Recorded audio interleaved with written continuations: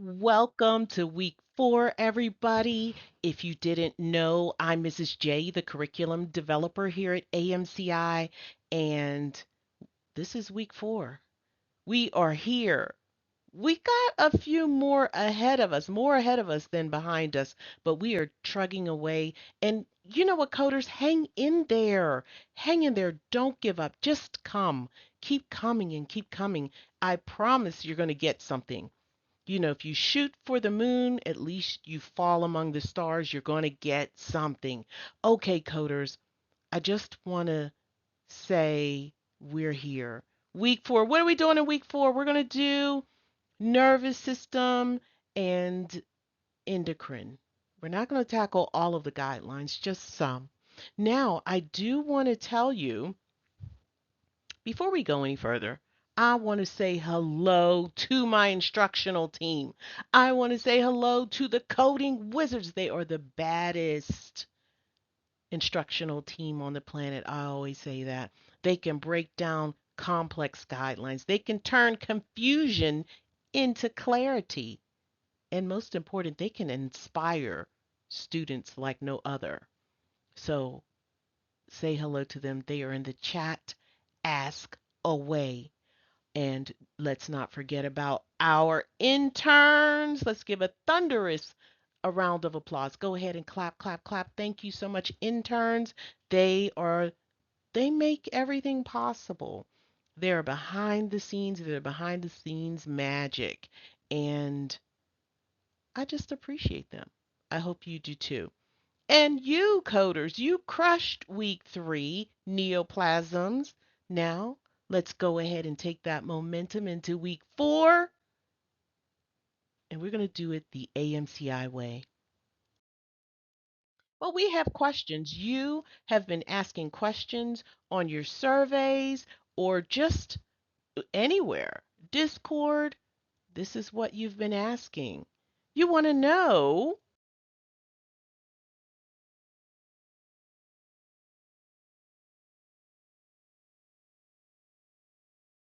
how to get started. That's the number one question.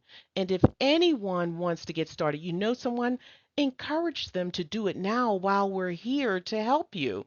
Go to amcicoding.com/YouTube course. Yes, everything they need to get started is there. Also, the second most asked question is how long do I have access to the coursework?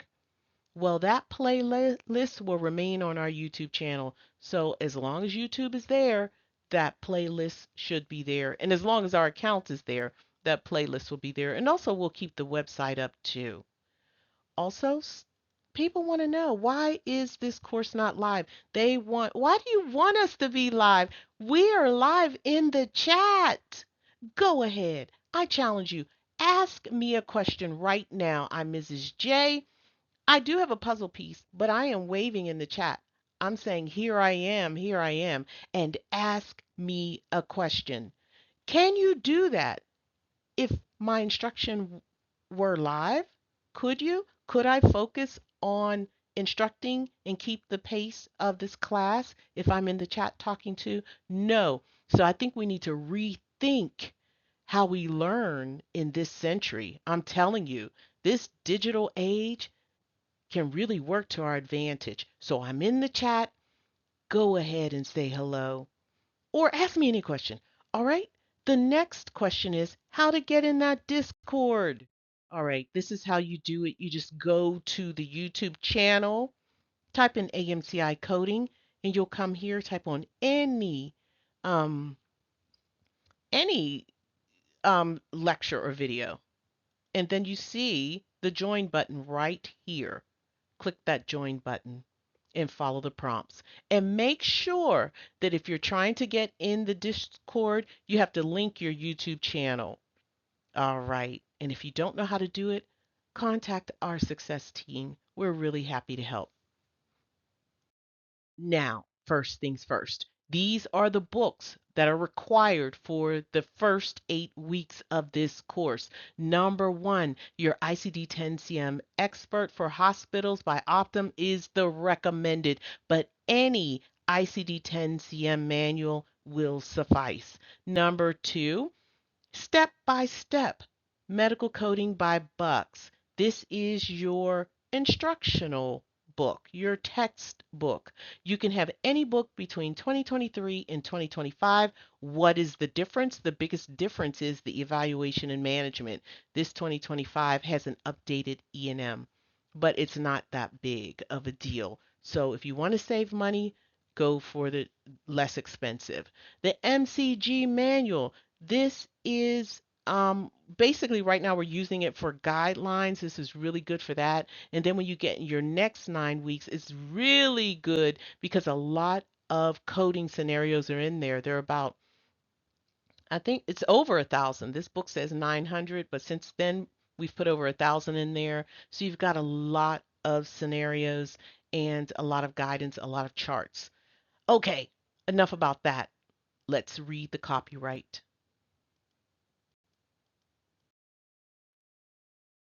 CPT is copyright of 2025 AMA. All rights are reserved. Keyword concept FTR Chun, AMCI Fab 7, AMCI, ICD-10-CM Flip Tap, and MCG are registered trademarks of AMCI. CPC, CRC, COC, CPMA, CPB, CPPM, CPCO are owned by AAPC. CCA, CCS, CCS-P, RHIA, RHIT are owned by AHIMA, and AMCI does not own the rights to these credentials. Okay, goals of the presentation. Before I cite them, just want to let you know that this is not an introductory course or class or course for that matter. You should have a basic understanding of ICD-10-CM, a basic understanding. So how to look up a code and general guidelines as well as coding conventions. You should know that. If you don't, then go to the website and follow the instruction, and follow the instruction under the prerequisites. Now, let's get into the goals of the presentation. Number one, we're going to review Section 1, Chapter 4, Endocrine Guidelines. Number two, we're going to review Section 1, Chapter 6, Nervous System Guidelines. And three, hopefully will bring you one step closer to guideline mastery. Now, just want to let you know that we will not be reviewing chapters 5 and 7. You'll need to review those on your own. And I believe after we review 4 and 6, you'll be more than capable to do so. Now let's get started. Section 1, C, Chapter 4. Now this is a chapter endocrine, nutritional, and metabolic diseases code series E00 through E89. And this chapter is one of the most heavily tested on your exam. Yeah, and heavily visited in the real world, in real world coding, because you have diagnoses like diabetes, thyroid disorders, and obesity. But it is that diabetes. Speaking of which, E00 through E89, we see that mnemonic term for E is endocrine and also diabetes, that long E. So if you've studied in part one or you've seen the introductory videos, you remember. All right, so it's important that you recognize these terms on site. But again, diabetes has some coding nuances and it's very heavily tested on your exam. So let's get right into it. We'll begin with the first guideline. Guideline IC4A, and from the perspective of the 2025 MCG manual, and if we look at column 3, there is some guidance. Now, this title is just diabetes mellitus, but I do think that understanding the diabetes default codes is very, very important. Just know that E10.9 is type 1. It's the non-specific code for type 1 diabetes. E11.9 is the non-specific code for type 2 diabetes. And in parentheses, you see default. Now, I do want to tell you that um, when a provider is not specific about the type 2 will be your default. And I think that's largely because between 90 and 95% of the people diagnosed with diabetes are type 2. So it is the most common. And if the documentation does not specify the type, you code it as type 2. Now, another thing, these codes, aside from these point 0.9 codes, and you probably have learned in part one, or you should have, that when you see a point 0.9 at the end of a diagnosis, then that's a non-specific code, right? But in general, diabetes has a plethora of combination codes. That means that they are very specific. They specify not only the type of diabetes, but they also specify the body system affected or any other complication. Now, we've learned that when the documentation doesn't specify the type, we code type 2.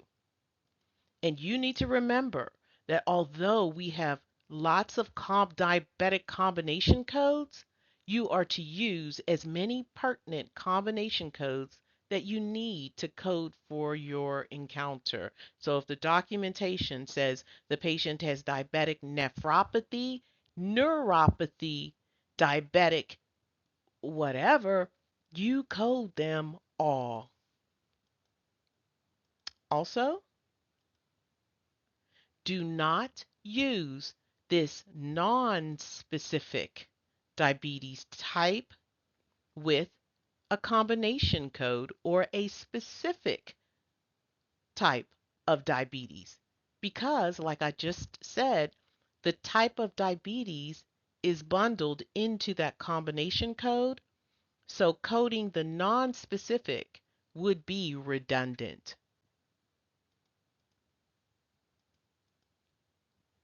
And to always remember, code according to the reason for the encounter. It's kind of easy to get sidetracked, but look at your documentation and look for the type, the diabetes type. If it's not documented, then your default will be type 2.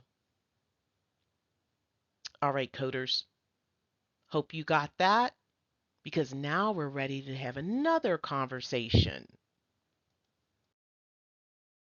And this pertains to the type of diabetes and the age of the patient.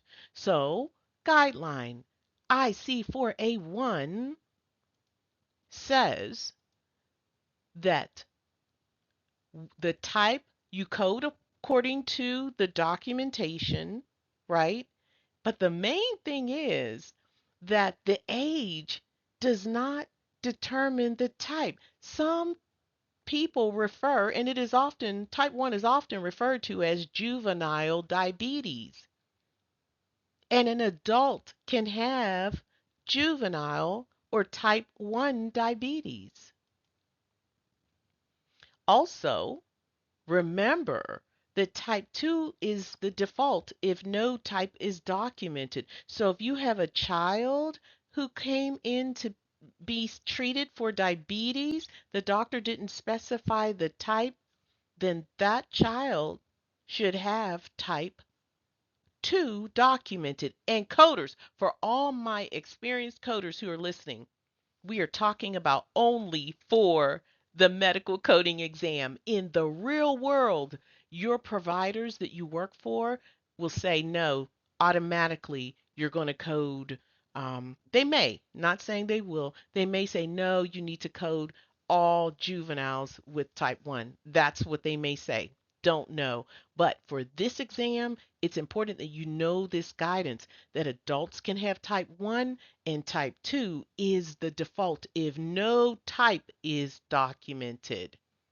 And finally, the age of the patient and the type of diabetes have nothing to do with one another for this exam. All right, you got that? Okay, let's move on and let's talk about treatment of diabetes and how to code it.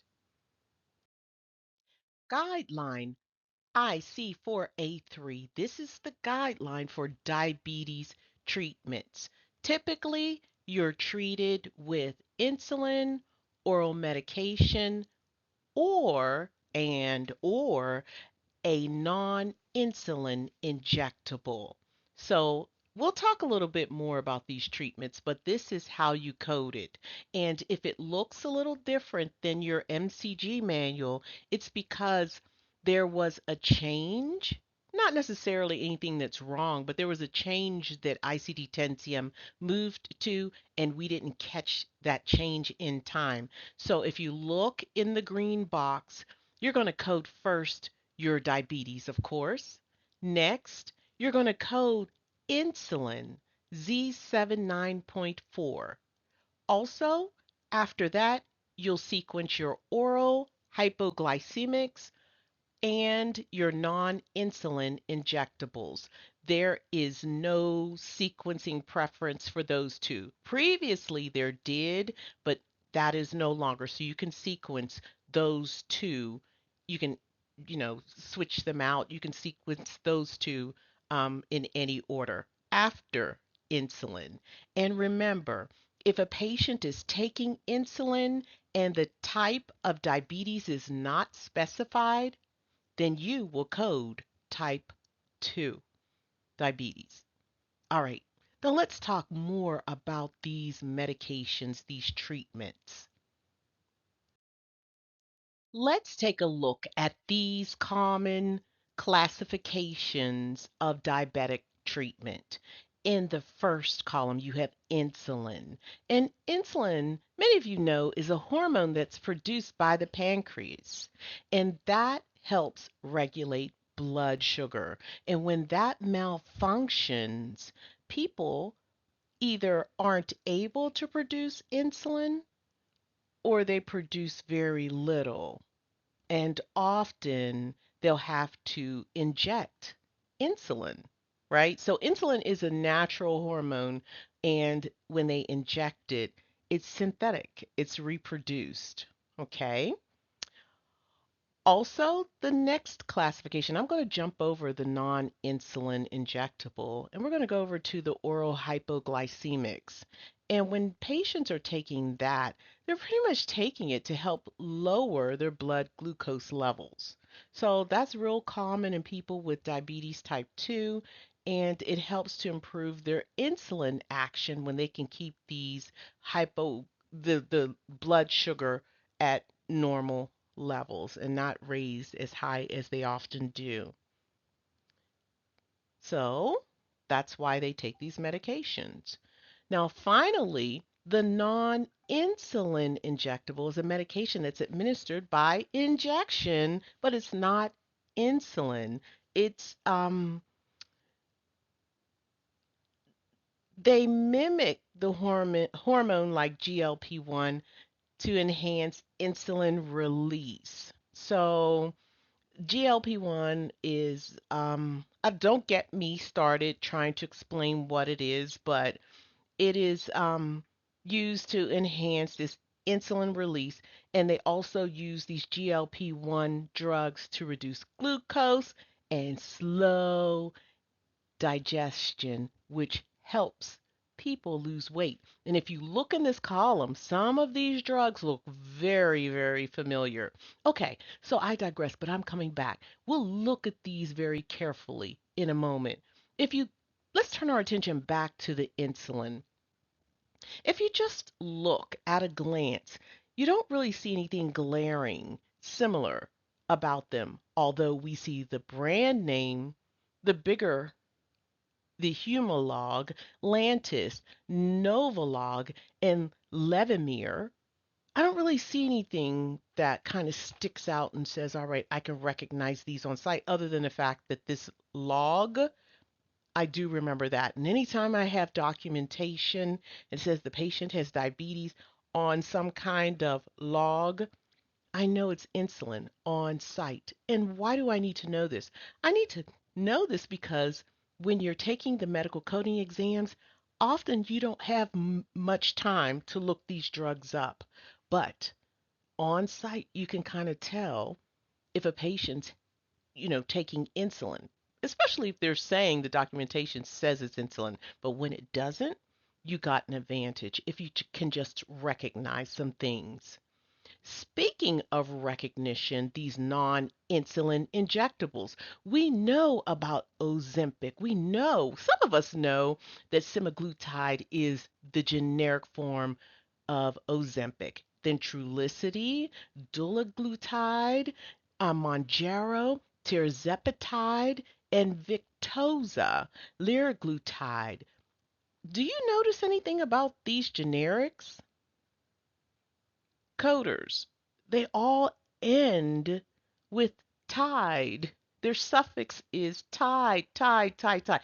On site, if you have to use these tools, use them. If time is of essence and it's a diabetes, scenario, you can kind of guess that this is a non-insulin injectable.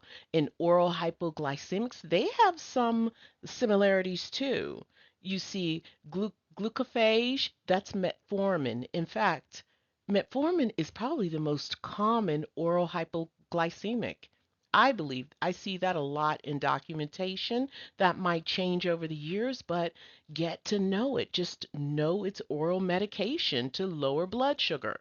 Glimmer, Glimepiride, Amaro is the brand. Glimepiride. I'm going right to the generics because you see those more often. Januvia, Sita, Sitagliptin. Woo, woo. All right. Glucotrol, glipizide. You know what? I'm seeing some similarities. I see that that glip, GLI. Come on, coders. Use your, use what you have. Use your weapons. Now, I'm going to show you how to look these up in your ICD-10-CM manual. And if you didn't know, you will. Okay? All right, but before we move on to that, there is one point that I want to make about coding for these treatments. Remember that these classifications, your hypoglycemics, your non-insulin injectables, and your insulin, they have three separate properties and functions, and they could be prescribed together. If a physician, just know this, only the insulin has sequencing guidance. So you always have to sequence insulin first. So in your series of combination treatments, just remember insulin will be sequenced first. Now, let's get to looking up these codes. Now, I said I would show you. I'm not going to show you how to look them up. It's just in Appendix B. Go to Appendix B in your ICD-10-CM manual. Every publication is different. So if you have the Optum, it is Appendix B, Pharmacology. If you don't have Optum, look in your table of contents under Pharmacology, and hopefully you have one. But if you do, you just find your brand. It's in alphabetical order. Your brand is in alphabetical order. So you see Mounjaro, tirzepatide is in parentheses. And the coolest thing, here's your code sitting right there. And even cooler, it tells you the type of drug it is. It's a non-insulin injectable, and it also tells you what it treats: diabetes. How cool is that? And here's the other thing. Even though I told you how to recognize some generics on site, it's good that you do, because this drug list does not, or I haven't seen it.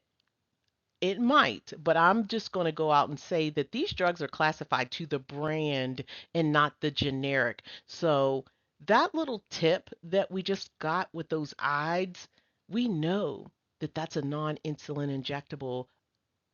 Uh, let's say it's just generic, and we can recognize the generics on site if we have to. Okay, just wanted to tell you about Appendix B pharmacology. Now, let's move on to some guidelines. All right, coders, before I go any further, how are you doing? You doing good? Type in the chat, please. Let me know. I don't want to move too fast, and I don't acknowledge how you are. You good? Okay.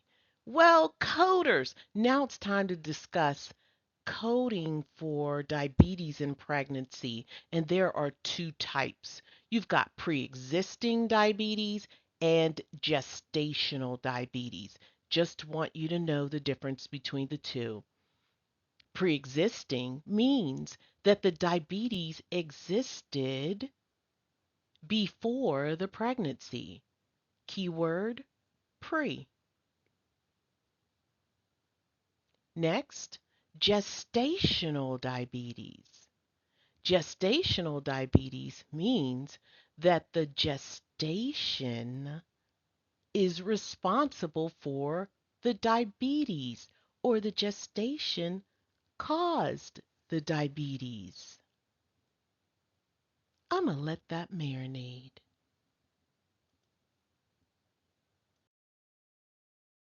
Now, let's focus on pre-existing diabetes.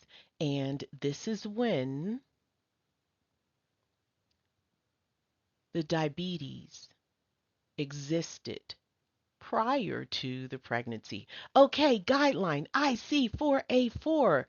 And it tells you, well, there's really no long guidance in your chapter 4, because these guidelines actually come from chapter 15, pregnancy complications. However, it's good that we review them. They're pretty straightforward. When when the diabetes existed prior to the pregnancy, you're going to code first from your 024 category. Next, you're going to code the pertinent diabetes code, E08 through E13. Third, you're going to sequence any treatment. What are they taking? Insulin, non-insulin injectable, or oral hypoglycemic. And remember, pre-existing diabetes means the patient had the diabetes prior to the pregnancy. And here's the guideline, same guideline for gestational diabetes. And I've updated the 2025. It doesn't read like this. So if you want to change or write in yours, you may, or write a note in your e version, but your e version will update in about 4 weeks. So you're going to get all of the updates. So you don't really have to do it. All right. So what you're going to do first, if the pregnancy caused the diabetes, you're going to sequence first, not just an 024 code, but specifically 024.4 subcategory. And these codes include the treatment. So you don't have to code for treatment. You do not. And remember, gestational diabetes means the pregnancy caused the diabetes. Let's talk about underdosing of an insulin pump. In this image, this patient is wearing an insulin pump. And when that, of course, the insulin pump provides insulin at a specific time, a specific amount, and specific times. So, underdosing, that means they'll get too little medication or too little insulin after the pump fails or malfunctions and it stops delivering that insulin. And that can lead to insufficient insulin levels and potential rise in blood glucose levels. And often a patient will present with frequent urination, blurred vision, headaches, nausea, etc. And if they don't get treated right away, it could progress to diabetic ketoacidosis or DKA. So, this insulin pump is life saving, specifically for patients who wear it, but typically patients who are type 1 have it, but type 2 can have it as well. Yes. So, just want you to know there are guidelines for underdosing of insulin due to the insulin pump failure guideline IC4A5A. And when we experience underdosing or when we're coding for it, you're going to code first T85.6 category. All right. Second, you're going to code T38.3X6. This is your poison code. Third, you're going to code your type of diabetes, if it's type 1 or type 2, but often type 1 patients have this insulin pump. And remember, use as many combination codes that are pertinent to your encounter. Okay, let's move on to our final guideline. Secondary diabetes mellitus. And what is that? Well, this diabetes mellitus was caused by something other than systemic. So, something else like underlying medical conditions, exposure to drugs and chemicals, or a pancreatectomy. And this is how you code it. Oh, my apologies. Guideline IC4A6 and your sequencing order. Number one, you're going to grab your secondary diabetes mellitus code from E08, E09, or E13 category. Those are your boss. Second, you're going to sequence the treatment if it's pertinent. And there you go. So if there are any other codes that are pertinent, you will code them.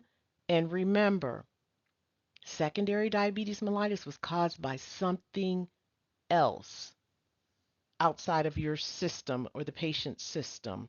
These underlying conditions, drugs, chemicals, and pancreatectomies. Okay, coders, are you ready? Yeah, you've been listening to me just bark these guidelines at you. Now it's your turn. It's your turn to solve these scenarios.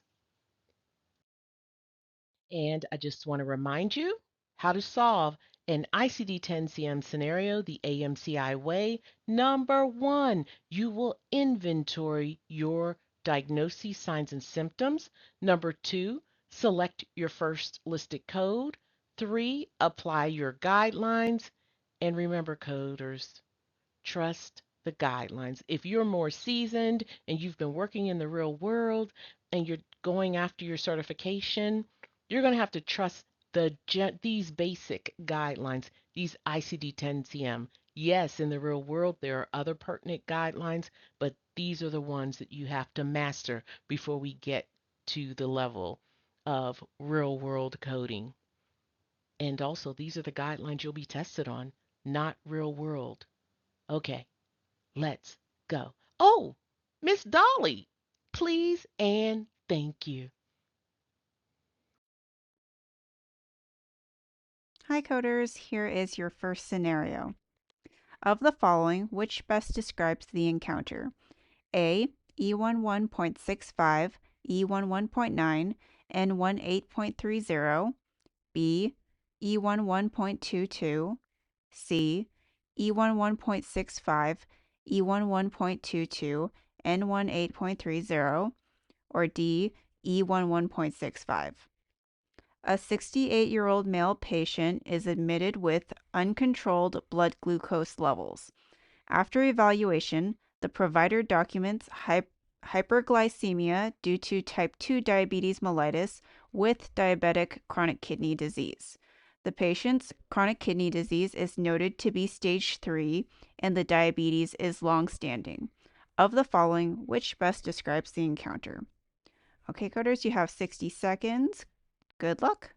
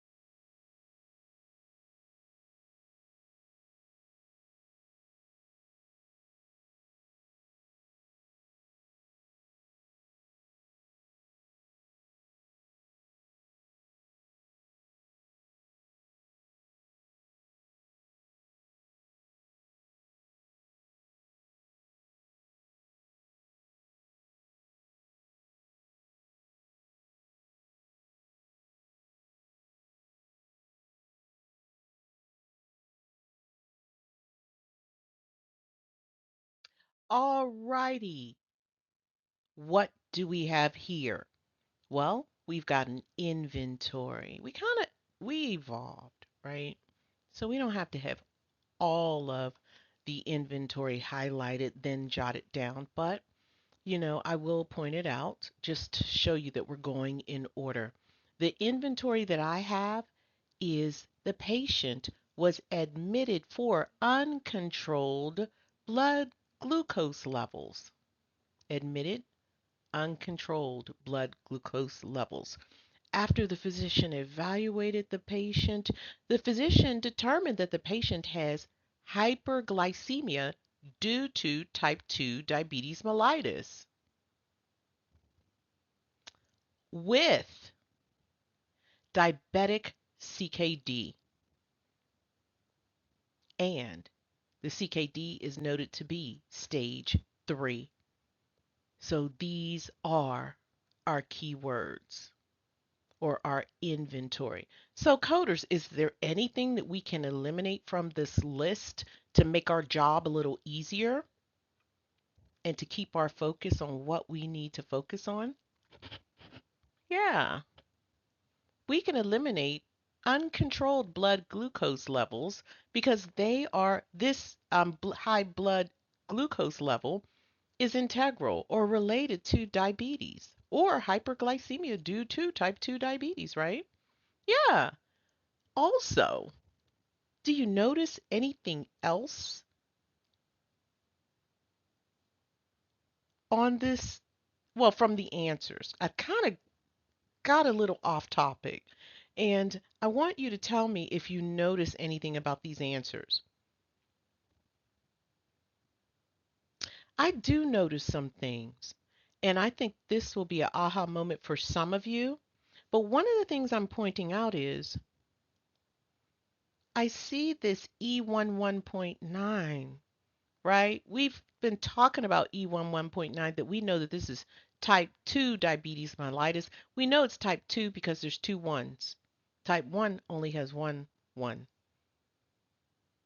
Let me just let that marinate. So this is the non-specific type 2 diabetes mellitus code coded with a specific diabetes mellitus code.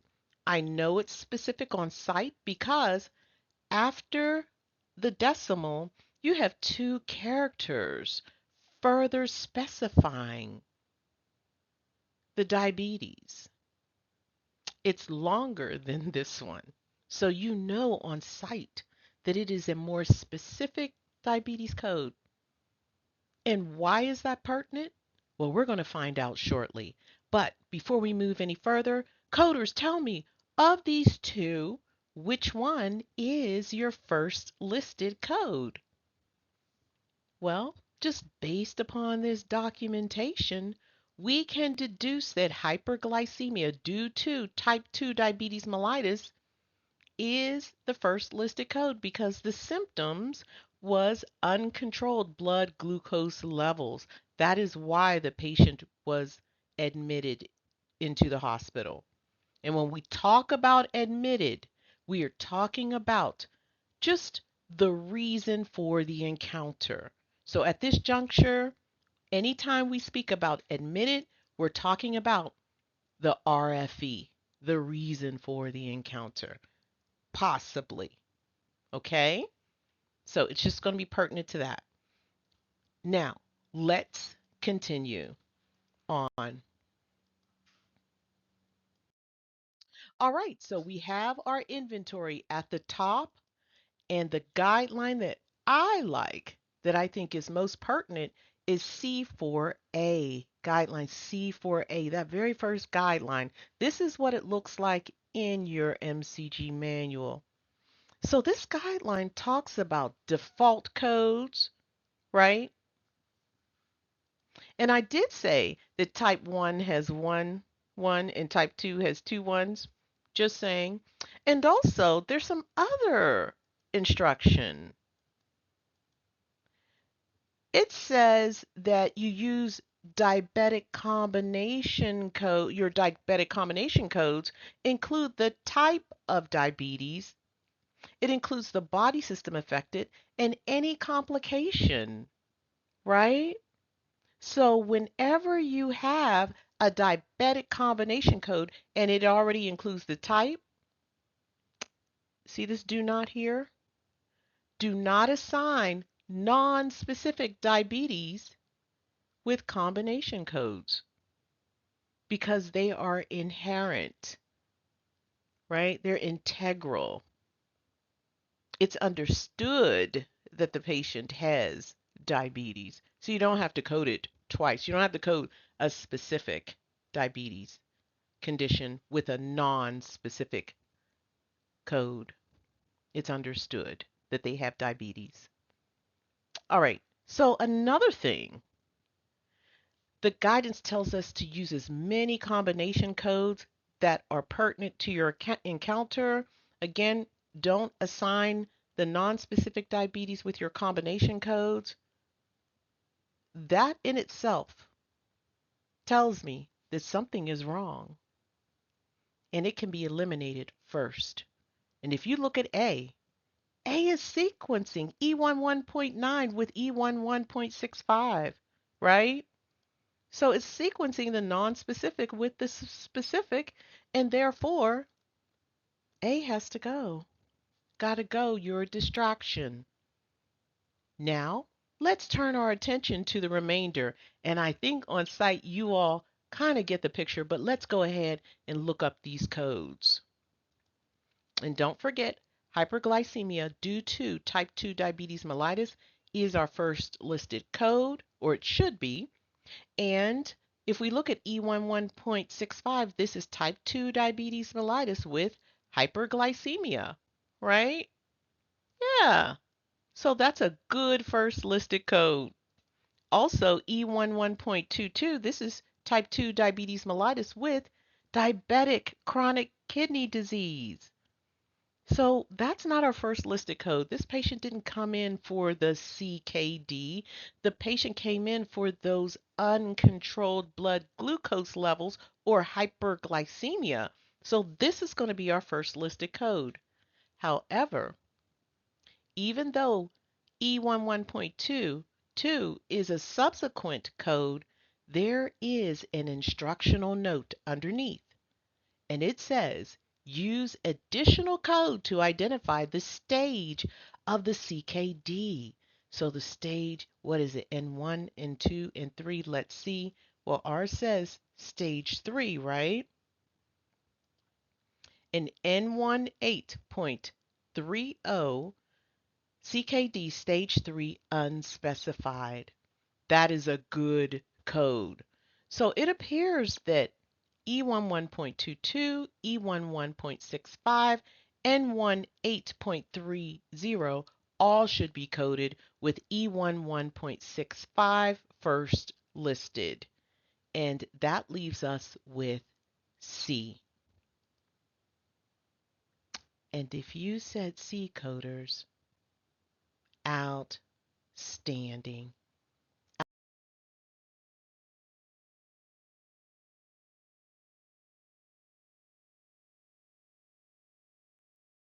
All right, I'll do this one. Of the following answers, which best describes the encounter? A. E10.9, B. E11.9, C. E11.65, or D. E11.69. A diabetic patient presents to the primary care office complaining of frequent urination or polyuria. Laboratory results reveal elevated blood glucose levels, confirming that the patient's diabetes is not well controlled. The physician documented in the patient's chart uncontrolled diabetes. Of the following answers, which best describes this encounter? Okay, coders, your time begins now.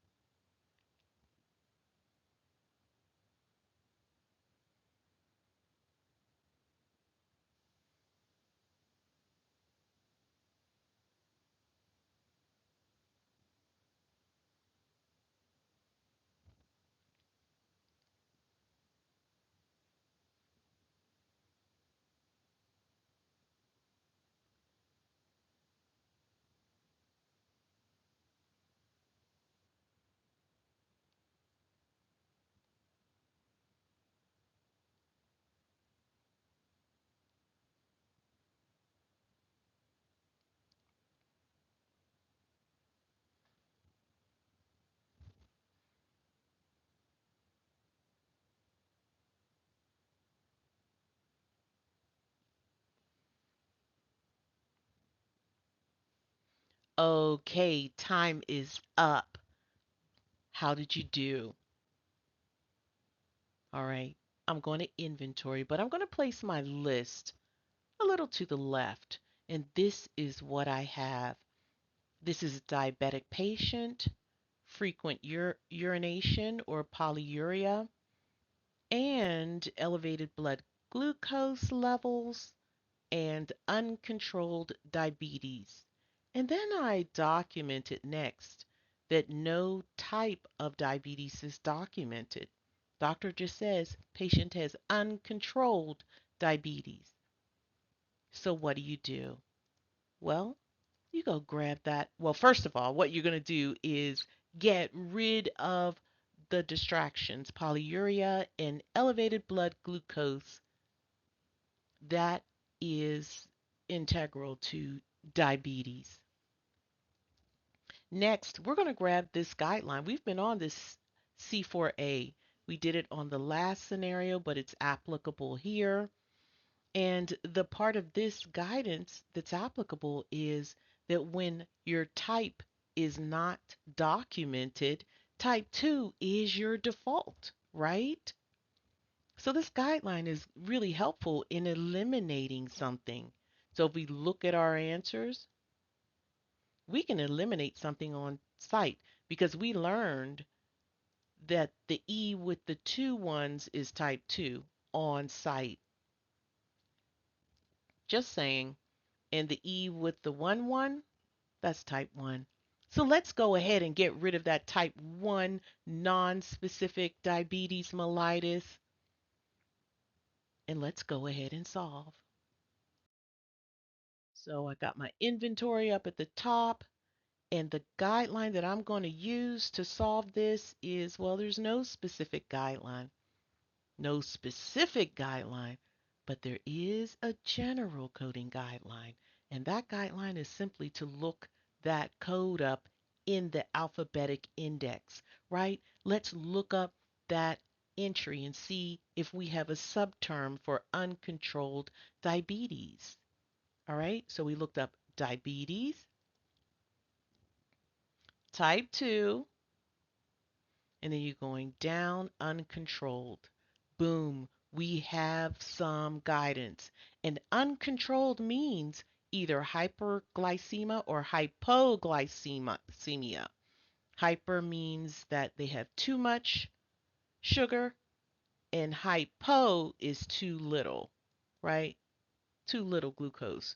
So we're looking for hyperglycemia because the patient had elevated blood glucose levels. So this guidance says see diabetes by type with hyperglycemia. So what is this telling us? This is telling us that uncontrolled diabetes means diabetes with hyperglycemia. So let's go and look up our codes. And if you go and search, well, if you would have gone further into your alphabetic index diabetes and looked up hyperglycemia, it would have taken you to E11.65, and E11.69 is right up underneath it. But I like E11.65 because it's specific. It's saying type 2 diabetes mellitus with hyperglycemia. I don't like E11.69 because this is type 2 diabetes with other specified complication. Nope, we're specific to hyperglycemia because the index told us, and that is our code. That is our answer. So we can get rid of E11.9 because that's non-specific diabetes. We can also get rid of E11.69 because it is not the correct code, and E11.65 is our answer. So if you said C, outstanding. And coders, just because we're studying specific coding guidelines, those specific coding guidelines do trump the alphabetic index or general coding guidelines, etc. However, we didn't really have this guidance. There's no guideline that says, hey, uncontrolled diabetes is hyperglycemia. There's nothing. The only way we knew it is when we looked it up in the index. So make sure that you always look up your codes in the index, especially when you are coding straight out. If it's not a timed exam circumstance, then go ahead and use that alphabetic index if you aren't sure. Okay, coders, if you got that correct, that is amazing. Pat yourself on the back. But if you had an aha moment, coders, that is priceless. And go ahead and shout aha in the chat. Aha. Okay, we got another scenario. Okay, Miss Dolly, please and thank you.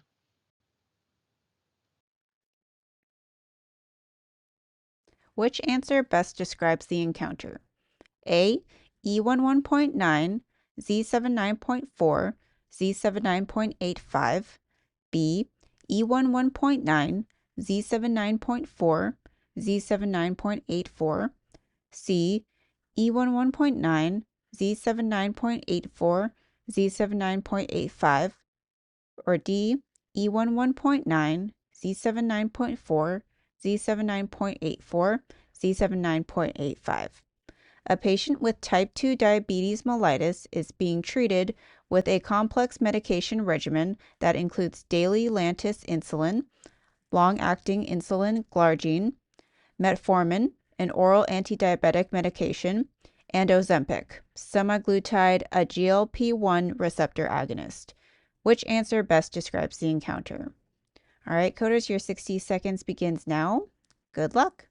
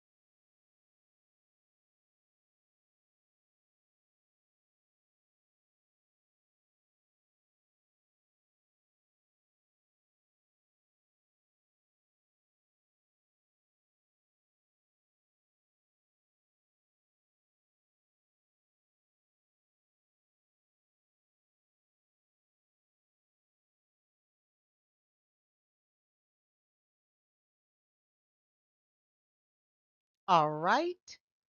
Inventory. The inventory that I came up with is type 2 diabetes mellitus, Lantus, insulin, metformin, that's your oral hypoglycemics. You have Ozempic. Ozempic is semaglutide, and this is your non-insulin injectable. Well, it looks like all three treatments were provided in that encounter. So, coders, can you eliminate anything on site? Hmm, I think I can pick the answer on site if I know the guideline. Let me go reference it. And the guideline I'm going to reference is C4A3. This is the guideline for treatment. And when the patient is treated with insulin, oral hypoglycemics, and non insulin injectables, we're supposed to sequence first E11 or whatever your diabetes code is, second Z79.4. We know that's insulin. Insulin gets sequenced before all other treatments. Also, your non insulin injectable and your oral hypoglycemics, third and fourth, respectively. Okay, coders, on site, we're supposed to code for all. So on site, we know D is the answer. D is coding for 4 treatments. Likely. How do we know? Well, we got to look up the codes. We know E11.9 is our insulin type 2 code. We also know that Z79.4, this is the code for long-term use of insulin. Z79.85, this is the code for long-term use of your non-insulin anti-diabetic drug in 7 Z79.84. This is the code for long-term use of oral hypoglycemic drugs, right? So, all of these codes are pertinent. All of them should be coded, and C is wrong, B is wrong, so too is A, and D is our answer. Okay, coders, how did you do? If you got it correct, outstanding. But if you had an aha moment, go ahead and say aha in the chat because it's priceless. Okay, coders, time to move on to question 4. Okay, Miss Dolly, please and thank you.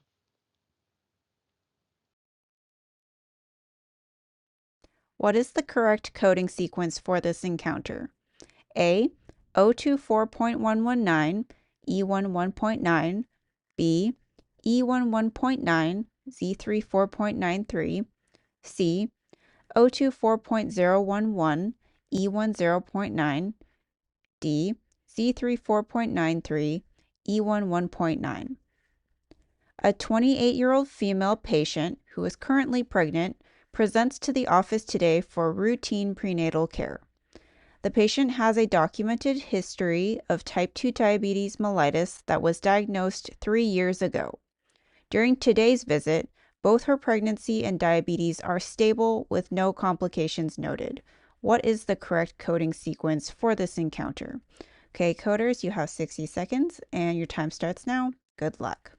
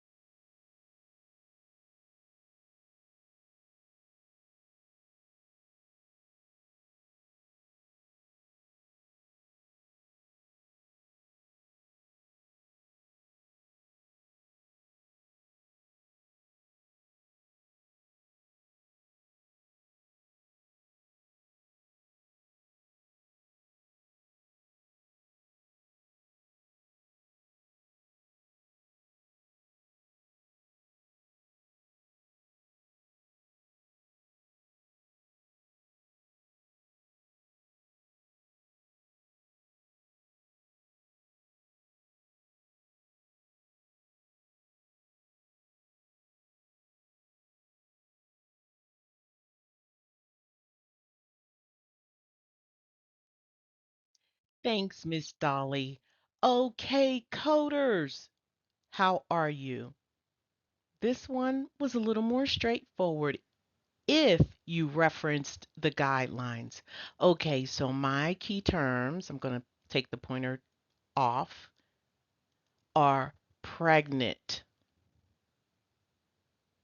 patient, routine prenatal care, and finally, this patient has a documented history of type 2 diabetes mellitus diagnosed 3 years ago. So this suggests that the diabetes was pre-existing. It was prior to the pregnancy, right?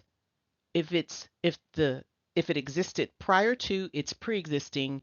If the baby or gestation caused the diabetes, then it's gestational. So we know on site that this is pre-existing type 2 diabetes mellitus. That's going to make it a lot simpler because you know which guideline you need to follow. And guideline IC4A4 and also chapter 15 guideline because it's a pregnancy complication, right? It's a complication in pregnancy, so you'll find the guidance there. All right, so when you have a pregnant patient and they also have pre-existing diabetes, you're going to sequence first 024.1, second E08 through E13, and third Z79.4 or 0.8584, etc., if it's applicable. And this is a 2024 clipping of the MCG manual, so that's what you'll see. And also in the 2025, there were some updates, and you'll be getting them soon. All right, so if you want to write in, you can. I don't think the ebook people can, so that's why I'm updating yours. All right, so these are the guidelines. And if this is the sequencing order, we can get rid of a few things on site. Let's get rid of D because it's sequencing 234 encounter code. We don't quite know what it is, but I do know that it's sequenced wrong.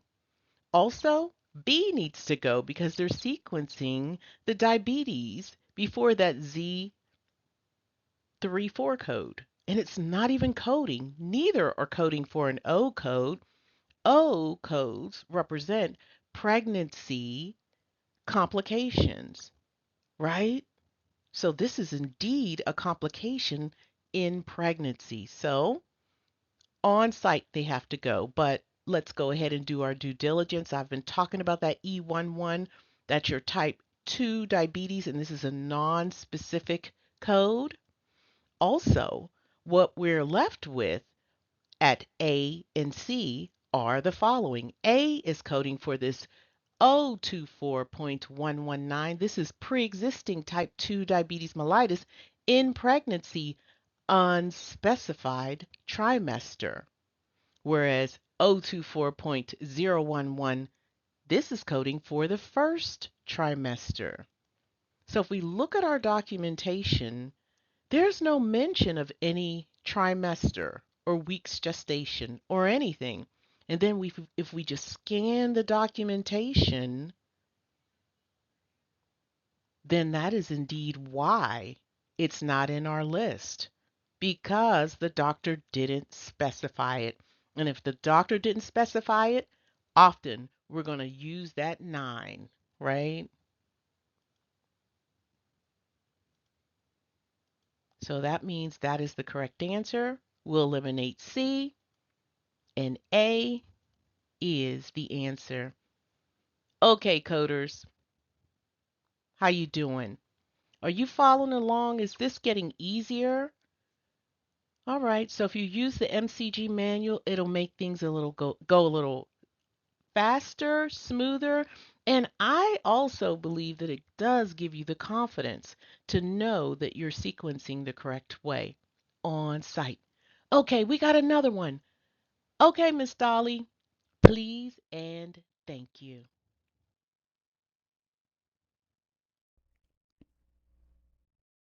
Of the following answers, which best describes the encounter? A. 024.419, B. 024.919, C. 024.012, or D. 099.810. A 25-year-old female who is 24 weeks pregnant presents for evaluation after experiencing frequent urination and increased thirst. After diagnostic testing, she is newly diagnosed with diabetes. The provider confirms that the patient did not have diabetes prior to becoming pregnant. Of the following answers, which best describes the encounter? Okay, coders, 60 seconds. Your time will begin now. Good luck.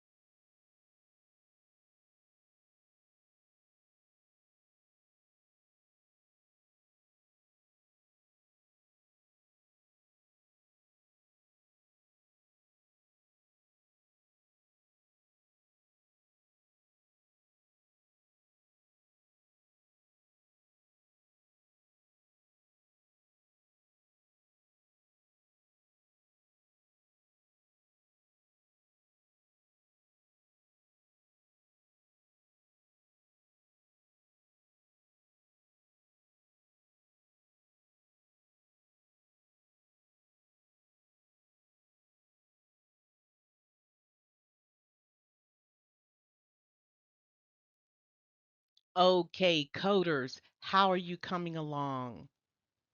Are you able to capture those keywords? All right, let me show you what I did. These are my keywords. We have a pregnant patient who is 24 weeks gestation, and she presents with, well, it's already established that she's pregnant, but she is experiencing frequent urination, increased thirst. After testing, the provider confirms that the patient has diabetes and did not have the diabetes prior to becoming pregnant. So my keywords are pregnant, 24 weeks gestation, frequent urination, increased thirst, newly diagnosed diabetes. And I put a question mark, but we know that is correct because the doctor said it. This is my inventory. And while I'm at this inventory list, I'm going to eliminate some things.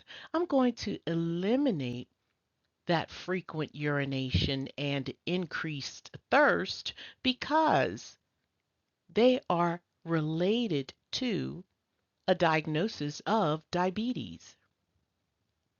And I just want to confirm that gestational diabetes is caused by or related to the pregnancy. It didn't exist before, so it is related to this pregnancy.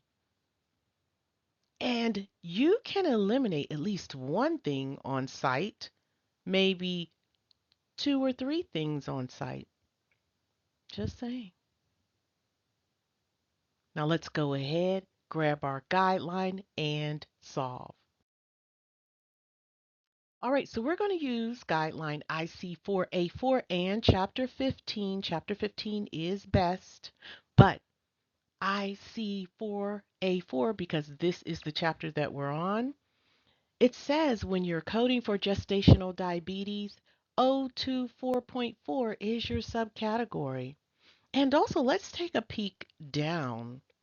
When the encounter is for diet and insulin controlled, and this is gestational, then it's 414.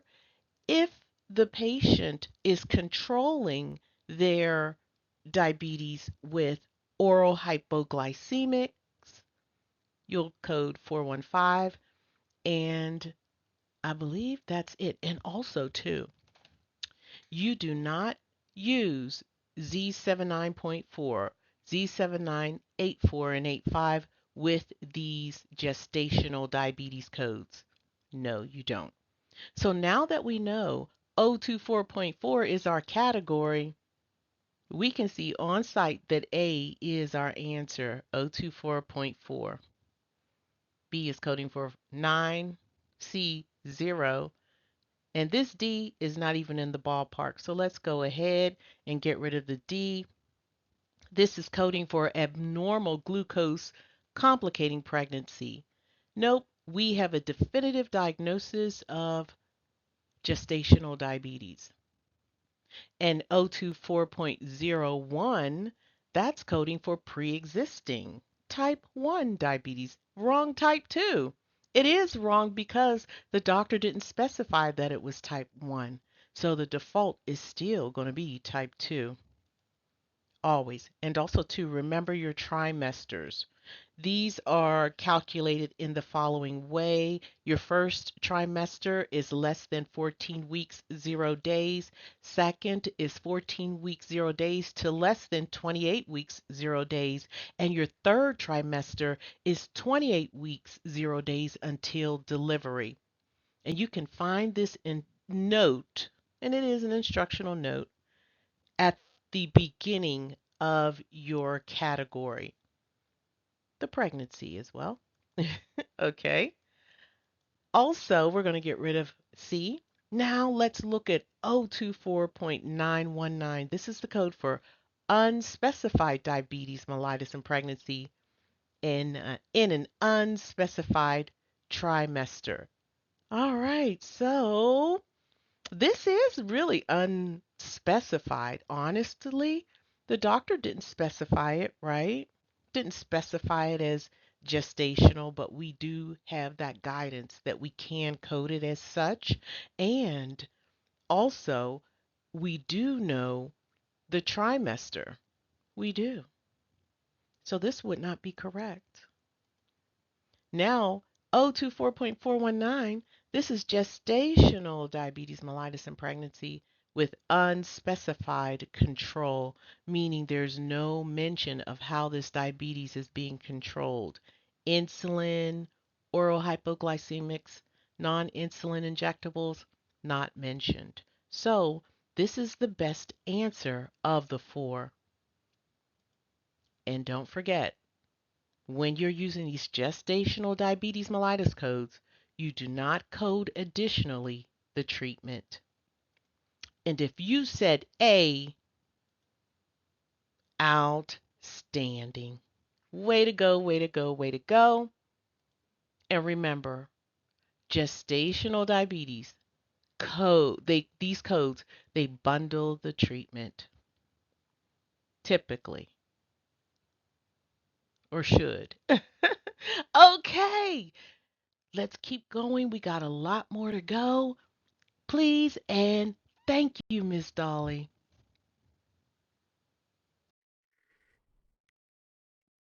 Which ICD-10-CM codes should be assigned? A. T85.628A, E10.649. B. T38.3X1A, E10.649. C. T85.628A, T38.3X1A. D. T85.628A, T38.3X1A, E10.649. A 35-year-old patient with type 1 diabetes presents to the emergency department with confusion, diaphoresis, and tremors after their insulin pump malfunctioned. The software error in the pump caused it to deliver an excessive dose of insulin, resulting in severe hypoglycemia with a blood glucose of 42 milligrams per deciliter. The patient was treated with IV dextrose and recovered without complications after the faulty pump was removed. Which ICD-10-CM codes should be assigned? All right, coders, your 60 seconds will start now. Good luck.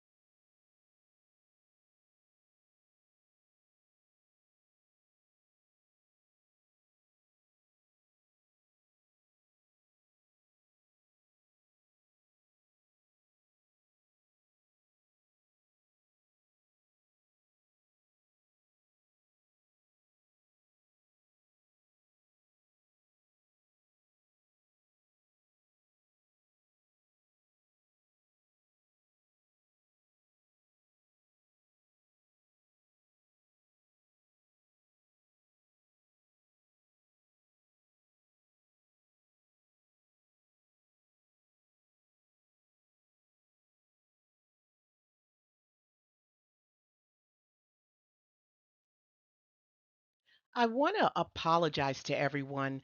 I think I like a better code than the one that was provided. So if you will, the T85 code is now T85.614, and you find it at A, C, and D. So I'm going to give you a few moments if you want to go and look up that code, and I'll be right back.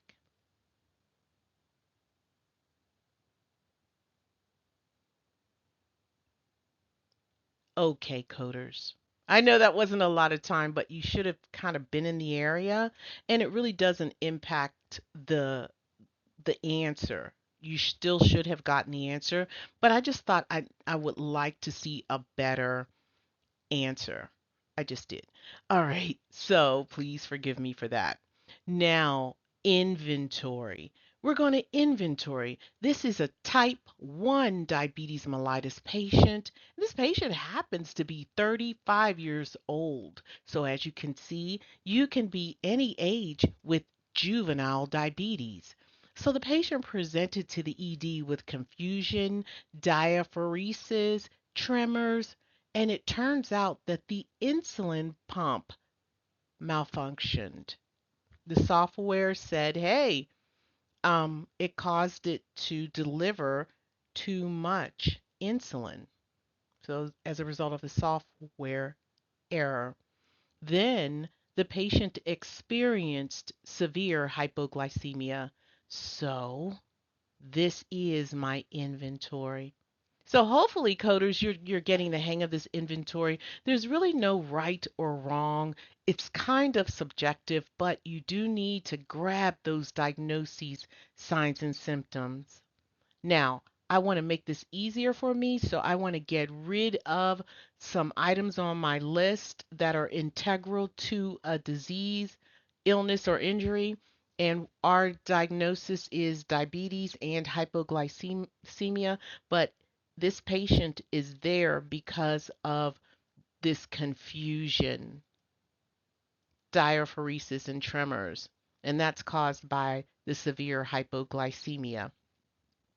So, this is my inventory. It's at the top of the page. Now, which guideline will I reference? Well, anytime your insulin pump malfunctions and delivers too much insulin, it could result in an overdose of insulin. Yes. So that's exactly what happened in the guideline IC4A5B addresses, and this is 2024 MCG, overdose of insulin due to insulin pump failure. You can't get more specific than that. That is indeed our case, right? So when that happens, when the patient receives too much insulin, you have to follow the following guideline. You're going to sequence first your T85.6 subcategory code, and this is mechanical complication code. Second, T38.3X1, that's your poisoning code or overdose code. Third, your type of diabetes. And fourth, any associated complications.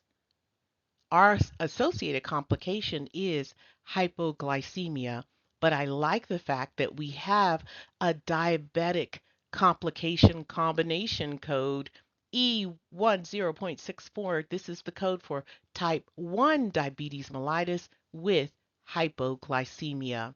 So I like that code. And you know where I don't see it? I don't see it at C at all. All right, let's keep going. T38.31, this is your poisoning by insulin and oral hypoglycemics, drugs, accidental or unintentional. And T85.614, this is breakdown mechanical of insulin pump. And these are the correct codes. So on site, we can get rid of A because it's not sequencing for the poisoning code. We can get rid of B because it's sequencing the poisoning code first, which is wrong, and it should sequence the complication code, and it's missing, right? Complication is missing, excuse me. Yeah, your mechanical complication is missing, and that is first listed. Gotta go. C is sequencing your mechanical complication, your poisoning, but it did not include the type of diabetes or any associated complication. C has to go. And if you said D, sequencing all three of the correct codes, well, that is outstanding. Now, if you learned something, coders, that, now that is priceless because often when you make a mistake, it's kind of permanent. That lesson is almost permanent. You often don't duplicate it. Sometimes you do. And don't fault yourself if you do, but pat yourself on the back. You had an aha moment.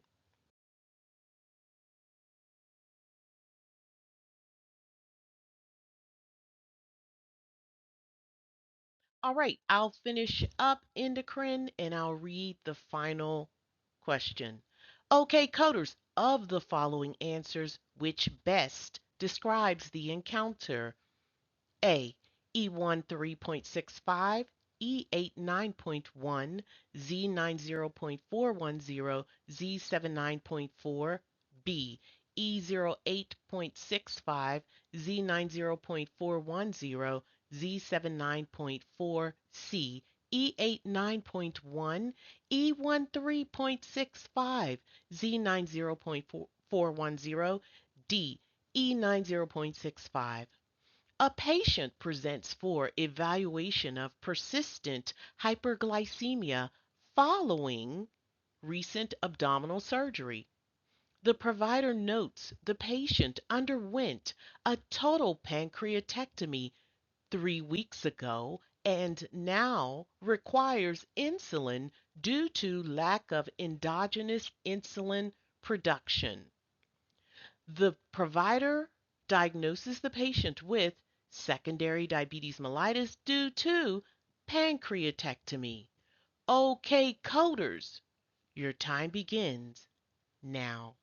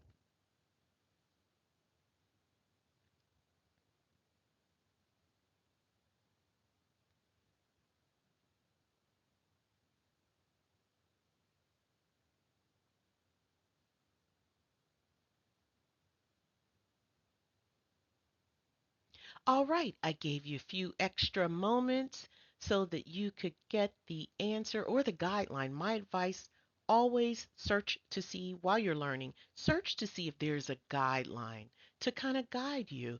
And eventually, these circumstances and these encounters kind of are repetitive.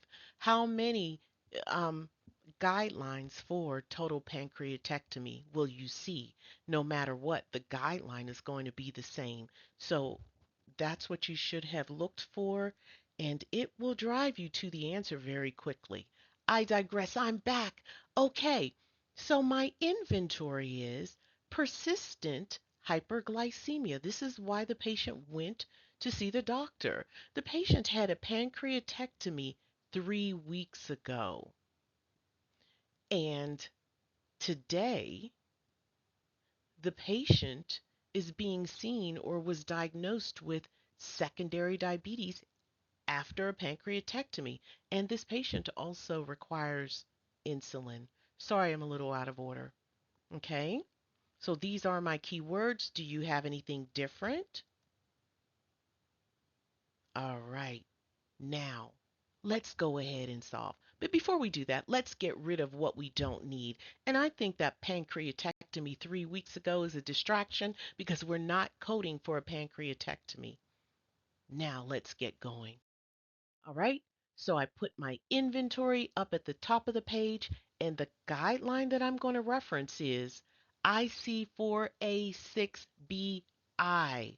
Yes, IC4A6BI. And this guideline is specifically for secondary diabetes mellitus due to a pancreatectomy. And if you look in the third column, it gives you straightforward sequencing guidelines right there.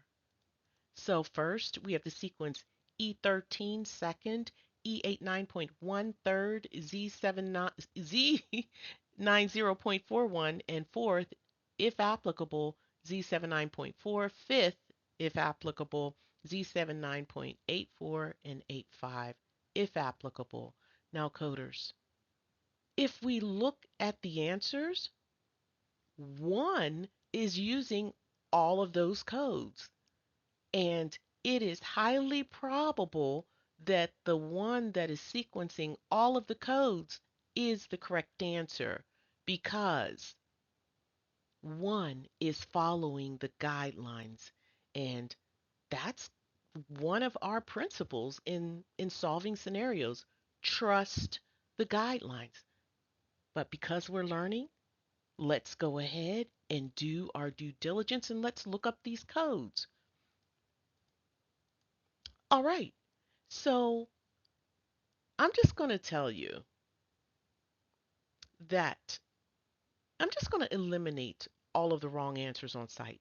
And then we can get to the business of reading these codes. All right. So I'm going to eliminate D because D doesn't have enough codes. And if you look very quickly, this is drug induced hyperglycemia. Ours is pancreatectomy induced. So we're going to get rid of that. And we're also going to get rid of C and B. We can do it temporarily because um, if we have to select any of these codes, we will. But I'm going to focus on A. It's sequencing E13.65 first, just like our guidance. So let's go ahead and see what E13.65 is. E13.65 is other specified diabetes mellitus with hyperglycemia. That's indeed secondary diagnosis. There's no specific code for secondary diagnosis, so others specified is what is the language that's being used, and this is our code. And our guidelines tell us. So you might say, okay, Mrs. J, I've been looking in that third column. Okay, now it's time to look in the middle. All right.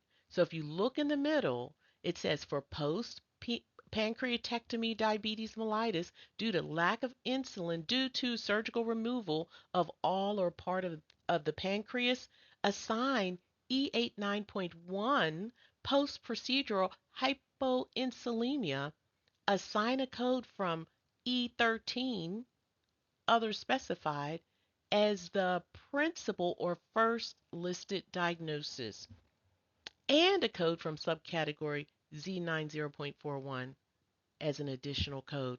It's telling you how to sequence them. This language right here says assign E13 first, followed by E89.1, followed by Z90.41. All right, coders, just saying. All right, so we know E13.65 is correct. And next, it's telling us to sequence E89.0. So if we look at E89.1, if we look at it, post-procedural hypoinsulemia, and that's post-pancreatectomy hyperglycemia. That's exactly what's going on. We have persistent hyperglycemia. All right, so if this is it, then it tells you to use that code and look underneath. It gives you some instructional notes. Code First, if applicable, diabetes mellitus post-pancreatectomy, post-procedural E1-3. So it's telling you this needs to go first. And also, it says use an additional code if applicable, Z90.41. I love it. I love it. This in itself, this code and the instructional notes underneath gives you the sequencing order. I love it. So reading is everything in ICD-10-CM. It is. All right, so E89.1 is correct. Z90.410, acquired absence of pancreas. And Z79.4, this patient, we know what this is. We know this is insulin. We've been seeing it quite a bit earlier. So we know this is insulin, and the patient is on insulin. So, coders, do you agree that A is the answer? And if you said A, outstanding. You know what, coders? Don't be intimidated by these long answers. Often, it's to your advantage, right? I was able to eliminate D, C, and B just by verifying that it matches. Just saying. All right. So if you learned something and you had an aha moment, remember that's priceless, coders. It is. Now, it's time to switch gears and we need to talk about nervous system. You all ready? Let's do it. And now that you have experience applying key endocrine guidelines, and I'm saying key because we did not cover all of them, and there are more. So go ahead and reference your MCG manual or the guidelines in your book, in the index, tabular list, or the CMS publication. Look at them all. Now we're ready to segue from endocrine to the nervous system. And the nervous system, this is where the stakes are even higher. Although the guidelines aren't that nuanced, we are talking about one of your most vital organs, right? Yes, in the nervous system.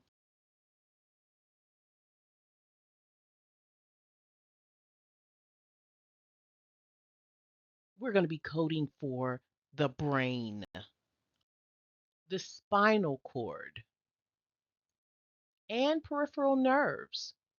And if you like these images, I just clipped them from my ICD-10-CM manual, the Optum ICD-10-CM manual. So I'm sure if you have a different publication, you have images. Go look at them. They are gold. And they're annotated too. All right. So as we move to coding for the nervous system, one key item that we will be coding for is dominancy. So, what does that mean? Well, dominance pertains to the side of the body that was affected and which hand the patient writes with. All right, I have a visual. Understanding hand dominancy matters because the codes in Chapter 6 for certain conditions include the side of the body of the illness, injury, incident, and the dominancy, the hand dominancy of the patient. Conditions like hemiplegia, hemiparesis, or monoplegia. These conditions often result after a patient has had a stroke, a traumatic brain injury, or other type of nervous system disorder. Um, these conditions are coded based upon the patient hand dominancy. Okay, I have a visual. So let's say 3 weeks ago this patient had a stroke, and today they're being seen for left sided hemiparesis. So I want to start here for the visual cue. And I do want to just make the point that this left-sided hemiparesis will be coded based upon the hand dominancy, and that hand dominancy will determine the code, right? All right, so let's say the patient's right-handed, they have a left-sided hemiparesis, so they have left-sided weakness, and they are right-handed. Then they are right dominant. And if they're right dominant, you're going to have to use the code for left non-dominant. So left side non-dominant hemiparesis. And the code is I69.352. Now, if the patient who had a stroke happens to be left-handed and they experience left-sided hemiparesis, then they are left dominant, and left dominant left-sided hemiparesis will be coded I69.351. Are you following me, coders? Yeah. So if they're right-handed, their non-dominant side was impacted. If they're left-handed, the left dominant side was impacted. Now, let's say they're ambidextrous. They can use both hands. Then we will default to the dominancy. So whatever side is impacted is their dominant side because they can write with both hands. So we would code it as left dominant. We would code the left dominant hemiparesis code I69.351. All right. So hopefully that makes sense. Type in the chat, let me know. All right, so I do want to review these medical terms because, I'm talking about hemiparesis, etc. So let's review these key suffix. We've got hemi, that means one side. Mono means one. Paresis means weakness. And plegia, that's paralysis. So if we look at the first image, this patient has hemiparesis as in our scenario. So that means they have one-sided weakness, right? So it means that they just can't, they just have weakness on one side of their body. Now, hemiplegia, that's a lot more severe. That means one side of their body can't move because plegia means paralysis, right? And monoplegia, this is a little different. They do have paralysis, but they may have paralysis in one limb. So it can be the arm, the leg, etc. So when we say hemiparesis, one-sided weakness, hemiplegia, one-sided paralysis, monoplegia, one body part is paralyzed. Hopefully that makes it clear. Now we're ready to talk about guidelines pertinent to dominancy and non-dominancy. Okay, guideline IC6A. These are the guidelines for dominant and non-dominancy. So pretty much we've learned that, how to code or what the definition is for dominancy. And it's pretty much the hand that the patient writes with and the pertinence or relevance to the condition. Now, the nuance really speaks to when the documentation doesn't specify the hand that the patient writes with. And you might encounter that a lot in the real world. You might. So when the hand dominancy is not documented, this is what you do. The right side, if the injury occurs on the right side of the body, it will be dominancy. If the injury occurs on the left side, it will default to non-dominant because the majority of the population are right-handed. So that's fair enough. Now, if the patient is ambidextrous, Same thing. The side of the body of the injury will be their dominancy. And remember, dominancy refers to the hand that the patient writes with. And that's it. That's it, coders. Now let's move on to sequencing site-specific pain. When chronic pain codes do not include the location on the body, it is okay to code additionally the site of the pain. So basically, these pain codes within the category G89, they don't include the site of the pain. And if it's specified, you'll need to code for it.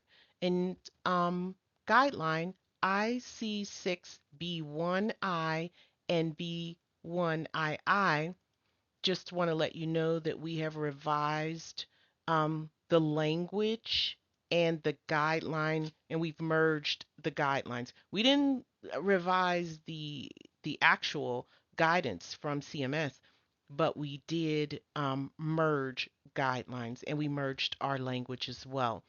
So essentially, when a patient has a documented chronic pain and the location of the chronic pain is documented, you will need to do the following. You're going to code first your chronic pain code from subcategory G89 and a dash. That makes it a subcategory. Then you're going to code next the location on the body, the site specific code.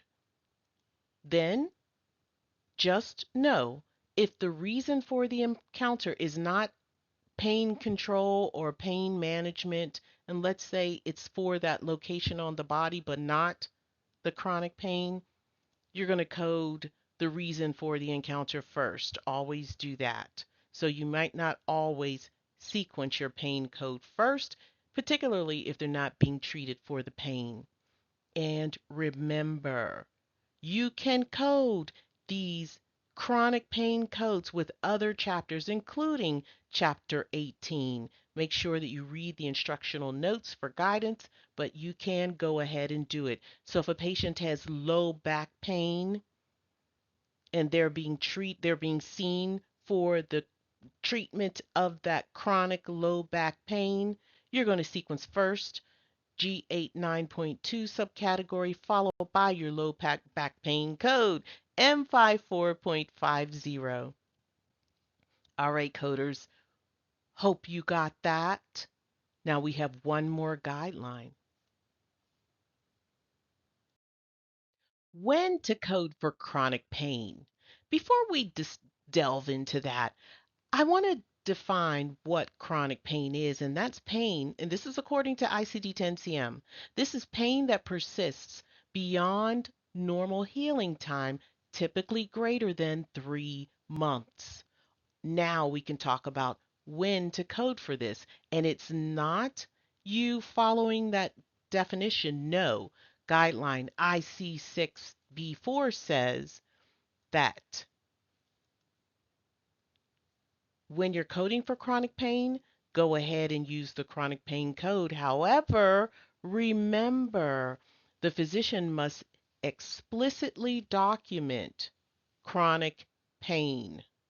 Yes, the doctor must specify that the pain is chronic.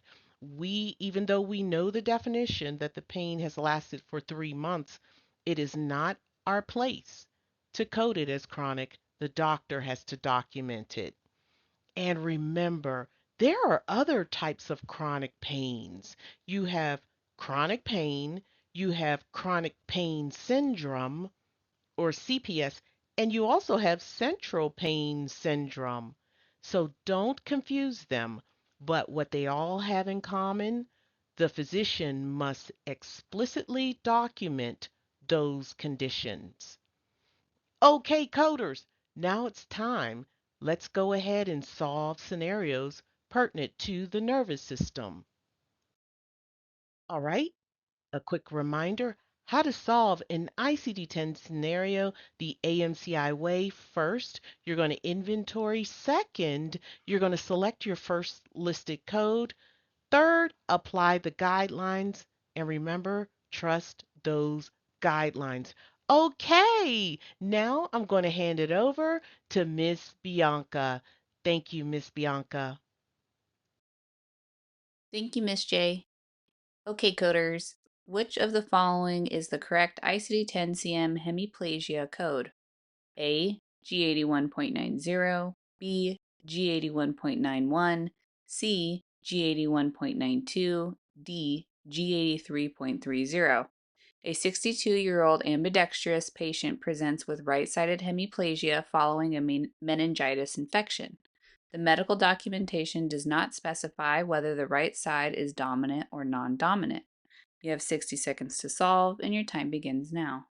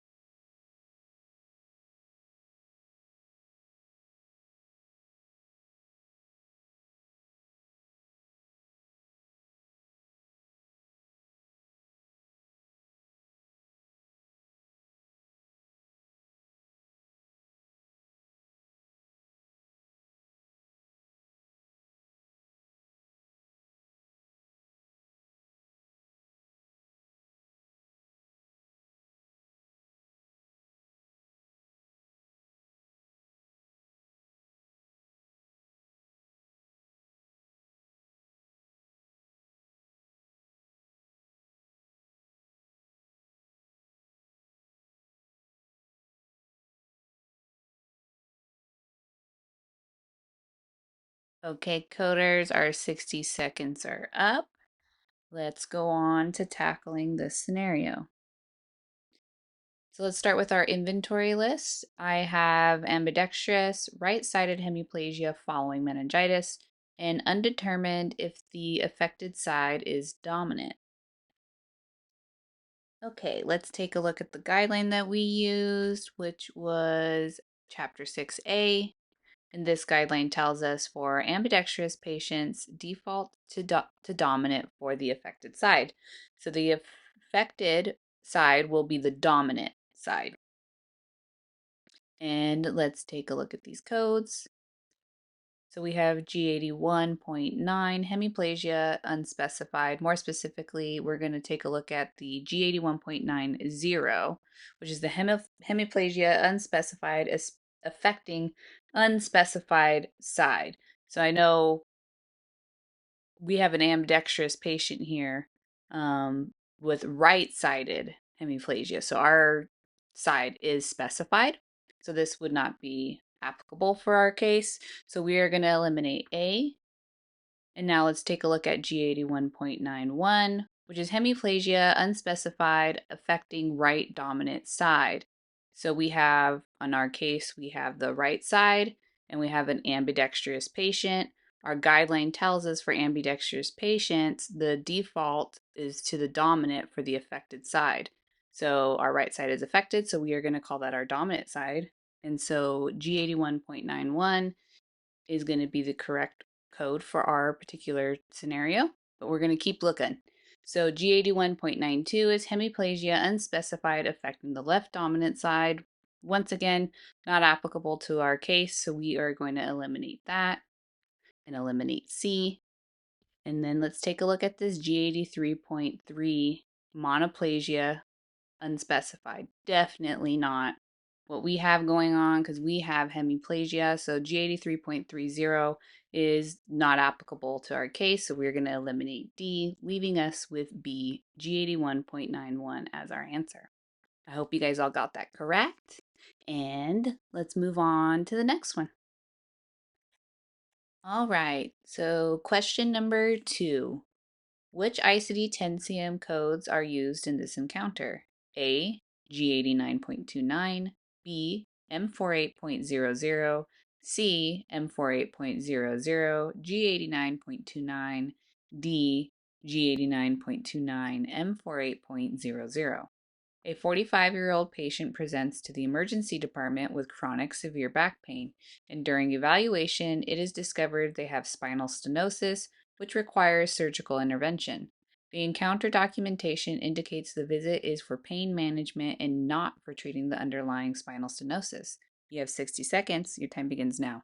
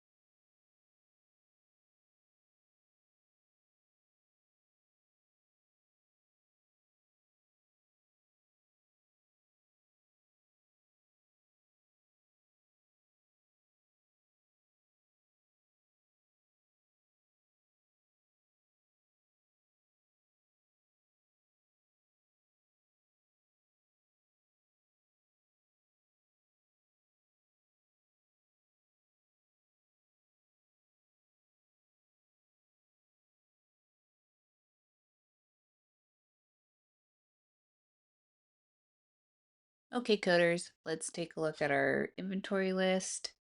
So I have chronic severe back pain, spinal stenosis, surgical intervention needed at a later time, and pain management and not being seen for spinal stenosis. So just a quick question, can any of you guys determine if there's anything on this inventory list that we can eliminate? I'll give you just a second here to put your answers in the chat. But I'm going to eliminate number 3. Surgical intervention needed at a later time. Not necessarily completely applicable to this particular encounter for what I'm coding for. So I'm just going to eliminate it so it doesn't trip me up while I'm looking for my codes. So I have my streamlined inventory list up here at the top. And the guideline that I use to help me solve this scenario is Chapter 6B1, which in the MCG is a very big scenario, or sorry, very big guideline. So I did my best to show it here for you guys. So we have this first part here that tells us underlying condition. Do not assign G89 code if the underlying diagnosis is treated and not the pain itself. And then let's take a look at the rest here.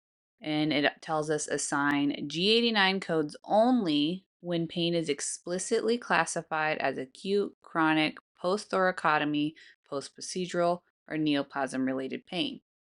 We have chronic severe back pain, so we have this one of these criteria here. And then we also have assigned G89 codes only when pain control management is the primary reason for the encounter. We also have our visit is for pain management, so we have that criteria met here. And then I do want to bring your guys' attention to this portion of the guideline because this almost tripped me up. And so I just wanted to point it out to you guys just to make sure if any of you were skimming like I was skimming to remind you to be forensic. So this portion of the guideline states a code from category G89 should not be assigned if the underlying definitive diagnosis is known unless the reason for the encounter is pain control management and not management of the underlying condition. So that could potentially trip you up if you're reading a little too fast like I was. So let's take a look at these codes. So we have G89.29, which is other chronic pain. It's in line with what we have going on here, and it's the only G89.2 code available in our options, so we're going to keep it.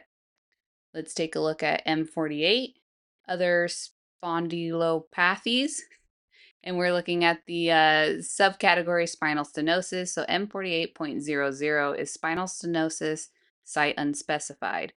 Applicable to our case because it doesn't necessarily tell us exactly the location for our spinal stenosis, so we're going to keep this.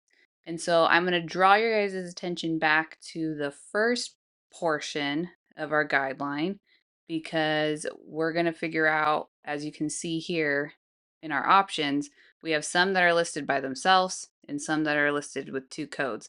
And we're going to back that up with the guideline as to why we're going to choose our answer. So let's go back to this guideline here. And up here it tells you pain not classified, pain not elsewhere classified may be used in conjunction with codes from other categories and chapters to provide more detail about acute or chronic pain and neoplasm-related pain, unless otherwise indicated below. So once again, we want to code to the highest degree of specificity. So we are going to eliminate A and B because these are only coding for one or the other, right? And so we're also going to eliminate C because it's putting our spinal stenosis first, which we know our RFE is for the pain management. So we are going to go with D, which is G89.29, M48.00. All right, coders, I hope you got that correct. Hopefully the guideline didn't trip you up like it almost did me, and I will see you all next week. Thank you, Miss Bianca. Well, this sums up our instruction for today, and I want to remind you to continue self-studying the chapters. We only reviewed a few of the key ones, and it's up to you to continue studying chapters 4 through 7. All right? In ICD-10-CM, you can do it in your handout. You can do it in the MCG manual. You can do it wherever the guidelines are in the index or tabular list. Now, it's time to review the homework, and you can pretty much find the homework on the syllabus. Most of you that have been here, you all know that. And if you're new to the class, then you're going to have to pretty much, I recommend starting from the beginning and going to our website. The website is www.amcicoding.com.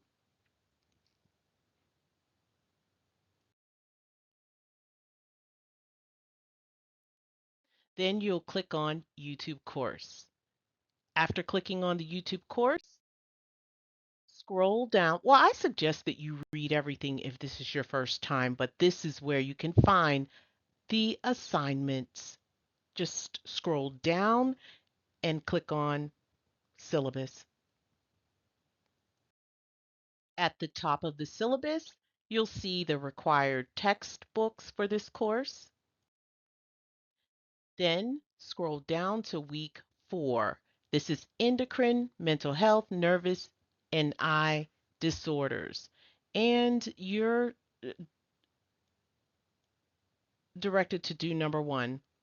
Click on the class PowerPoint. If you're in Discord, you can find it under the resources or handouts folder. Next, you'll need to watch the playback from this class. It's here, that green link. Click on it. Number 3, if you don't have the MCG, go ahead and read the official guidelines there. Read chapters 4, 5, and 6. Number 4, if you have the MCG, go ahead and read the guidelines there and the sequencing rules. Number 5, go ahead and read your Bucks chapters. You've got to read endocrine, mental and behavioral neurodevelopment disorders, diseases of the nervous system, diseases of eye and adnexa, as well as diseases of the ear and mastoid process. Complete all of the exercises. Now, number 6, I have some lectures on your playlist, your YouTube playlist. Click that green click here, and you have endocrine part 1, 2, 3, and 4. So definitely a greater and a broader review of the guidelines.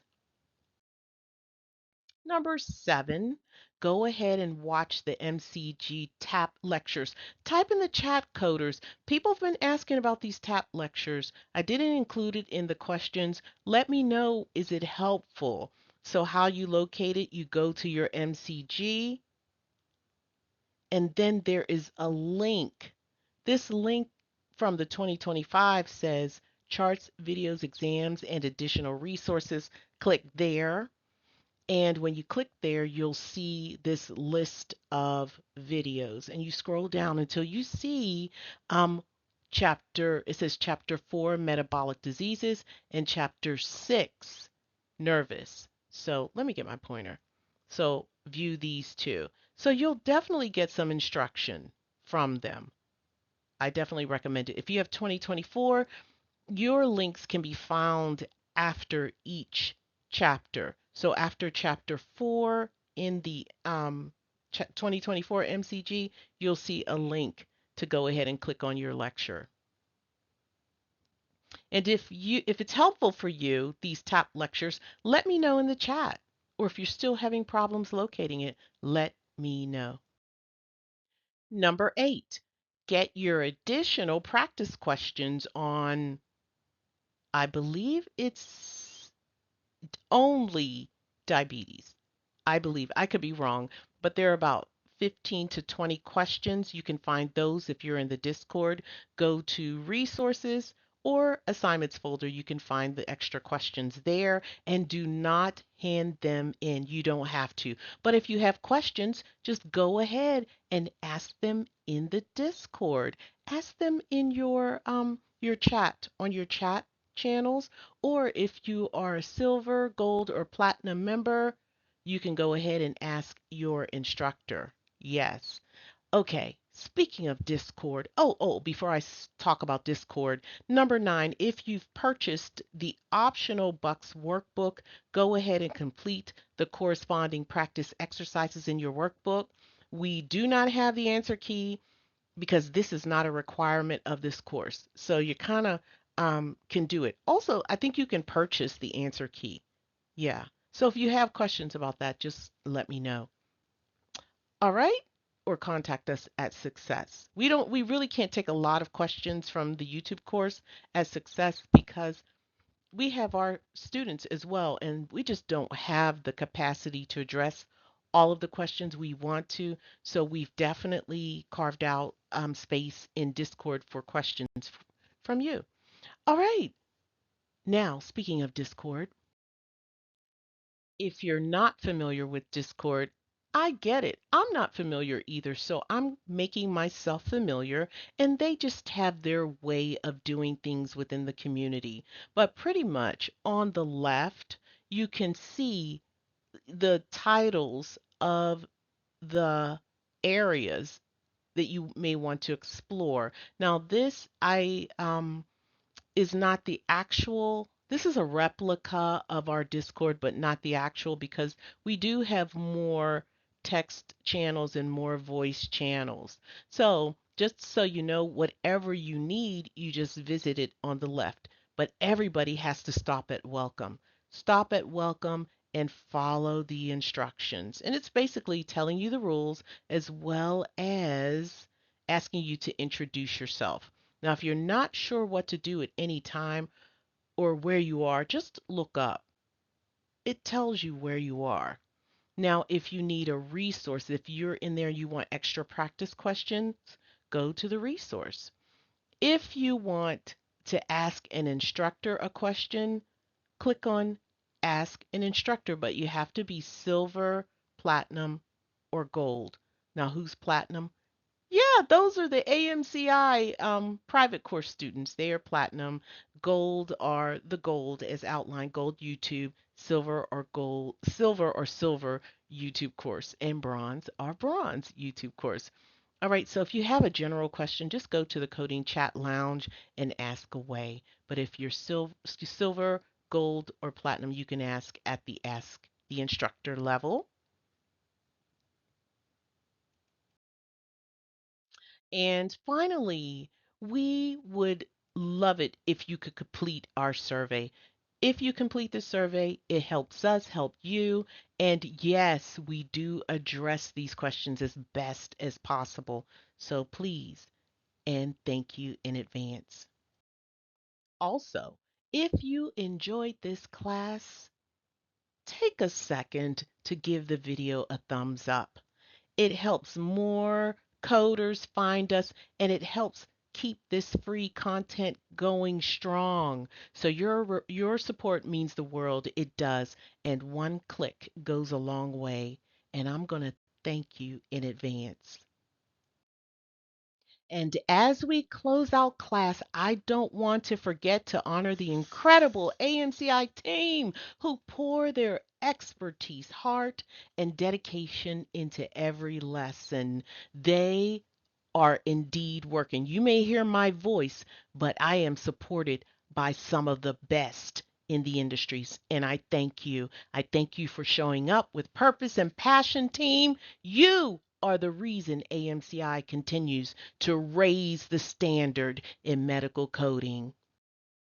And thank you, medical coders. Thank you. This journey won't always be easy. No, but you are capable, strong, and you are meant to succeed. Always remember that. Now, go study, go practice, and go be great.